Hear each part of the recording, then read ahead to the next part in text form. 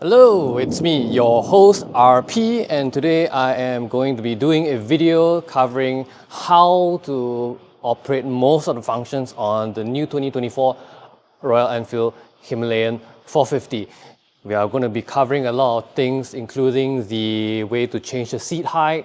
We are going to cover how to change the ride modes, as well as we are going to go through some of the basic locations of where some maintenance items are located, as well as how to operate the dashboard. Let's go.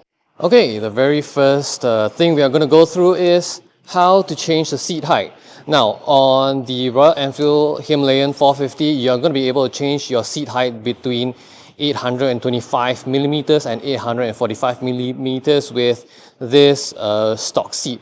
Obviously, there's going to be a optional low seat that allows you to switch between 805 and 825 at a higher end. Now, obviously, that will require you to ask Royal Enfield to sell you the replacement seat, but the stock seat alone is more than capable for most average riders. So let's get down to how to change the seat height. It's very simple. Let's go over here. Let's unlock the seat. Take away the rear passenger seat here. You are supposed to lift it up, put it down, and then you're gonna want to take the rider seat over here. Now you're gonna see this bar and this bar over here. These two, right now I have it set at the 825, or rather the lower of the two settings on the front and the back. Now if I were to shift it like this, and then this one over here like this as well, they are both held very easily with a pair of rubber bands. You could even do it one-handed like I just showed you. Now this raises the seat height to 845 millimeters, and this two would have set it at 825. Now obviously there's more to just these two settings that you can play with. If you want your seat to camber a bit backward, you can just lift the front and then keep the rear low, or vice versa by lowering the front and then increasing the height on the rear. Now, the next topic we are going to be covering is some basic maintenance information that you may want to know if you are able to do or know how to do some of your own basic maintenance, and you just need a primer on where to find things that are on this bike specifically. Now, under the rear pillion seat, of course, that's where the stock toolkit is. You most likely will have your own, but it's a nice thing to remember where it is if you are trying to look for one on a bike when you just buy it. Over here, this is something that you want to make sure not to lose. This thing, when you take it off, you can use it over here. Just put it here, and this basically allows you to loosen the front axle with the associated wrench on your toolkit. So make sure don't lose this. I'm going to put it back here. Now the battery is also very easy to find on the Royal Enfield, making replacing the battery or charging a flat battery on one of these incredibly easy. I love how convenient the design on the RE450 Himalayan 450 is with this layout. Over here you've got the fuse box, and on the right side you've got a regulator. Now that's all you really need to know with regards to the electricals. For those of you that want to do the oil filter change as well, this is where your oil filter is. It's an internal canister, internal cartridge. Now the next thing we want to know is how to change the ride modes on the Himalayan 450. So let's start the bike up. Once it's primed, you're able to use this button to your right over here. This very simple M button, that's for all the modes. You'll be able to cycle through the 4 modes, which is the performance mode with ABS on, then performance mode with the rear ABS off, then the eco mode with ABS on, and eco mode with the rear ABS off. So you have to be in, the bike has to not be running, obviously with the electricals on, and then you are able to cycle them through 1, 2, 3, 4. And once you start the engine,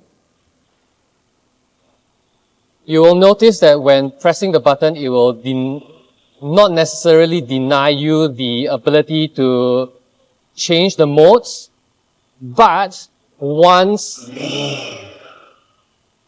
the bike has started moving, then obviously it locks it until you turn the bike off and start it again.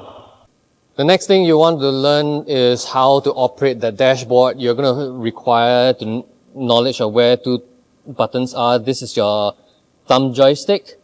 And then over here, there is going to be another home button on your left index finger. So you're going to be controlling it this way. The left index finger with the home button generally serves as a back button. And over here, this thumbstick left, right, up, down to scroll through items and then pressing it to select it. Over here, I'm going to go back to the basic menu because I just pressed and fiddled with some buttons. Pressing left on the joystick will bring your trip meters up and down, your fuel range, fuel consumption, and your voltmeter, inbuilt voltmeter to monitor the onboard battery, as well as your next service cycles, as well as engine temperature. For your trip meters, if you want to reset them, you can go to each individual trip meter and just hold the joystick to the left, and then it will, after a while, reset itself. That's all you need to know. By pressing right on the joystick, you will bring yourself, okay, let me try again. At the very top of the menu, if you press the right side of the joystick, you're going to see this button over here, highlight the second rightmost button, and then this will bring you through the menus where you can scroll through the settings. So over here, you can adjust the appearance of your dashboard, as well as some things along the trip meters, the speedometers, all this. You're going to be able to scroll through a whole bunch of gauges and meters that you want to have it displayed on your dashboard, as well as the firmware version and what notifications you get, calls and all that. Okay?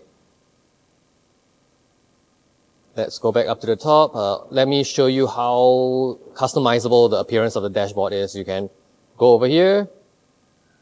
The golden line refers to whatever is underneath. So over here, I have had it set to the odometer, but you can choose to make the trip meter the primary item there.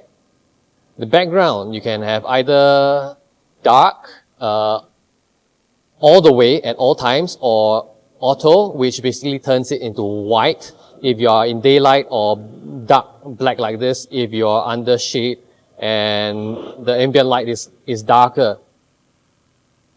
Brightness of the screen, you can increase the brightness or decrease the brightness.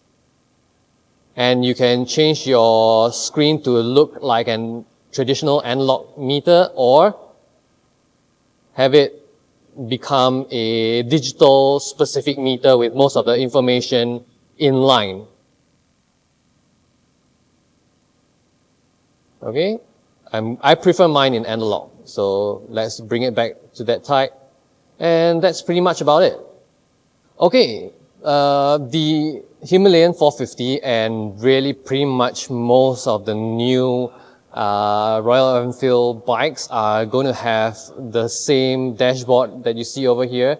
This is Royal Enfield's new triple dash system. Tripper as in TRIPPER, tripper dash, and they are going to come built in with smartphone app compatibility for turn-by-turn navigation, at least for now. Now, this information that I'm going to give you is only going to be reliable for 2024. I'm not going to be able to foresee the future if they're going to add new features, or they're going to remove features, or discontinue app support for the Royal Enfield app. But over here, you're going to be able to see my Royal Enfield app over here. And in order to connect it, what you want to do is you want to press connect, add new device, triple dash. Now, you're going to need to allow it to connect to your camera, and then you'll want to be able to scan the Wi-Fi code that is coming out from the dash. And in order to do so, you're going to need to go here, press this once. Oops. Okay. You are going to be able to see over here when I get to that side of the dash, hold it to the right. And then you'll be able to see a code come up. Take your smartphone and scan it. And hopefully it connects to the same number. If not, try and rescan it or manually enter. Press connect, join. Whoops. It takes a bit of tries to get the code correct. Sometimes your camera is not picking up the correct number and you're joining the wrong Wi-Fi link, like what I had done just now. Once you are there, you're going to be able to find a device here. You're going to need to do this every time you start the bike up. But once you're there, let me manage with one hand. You're going to be connected, and then you are able to use turn-by-turn navigation. Now, I'm going to do the demonstration of it in another video because I'm not going to be showing my location for now. So here is just an example of how the dash will look like once you connect your app to it and have begun navigation. It will output the distance before your next turn, as well as the next set of directions you will need to take, very similar to the way rally directions are given. Anyway, I hope this video was informative. If you found it useful, do remember to give me a like and subscribe, as well as check out my merch store in the links below to help my channel out. Stay safe, ride safe, and I'll see you next time. Peace out and bye bye.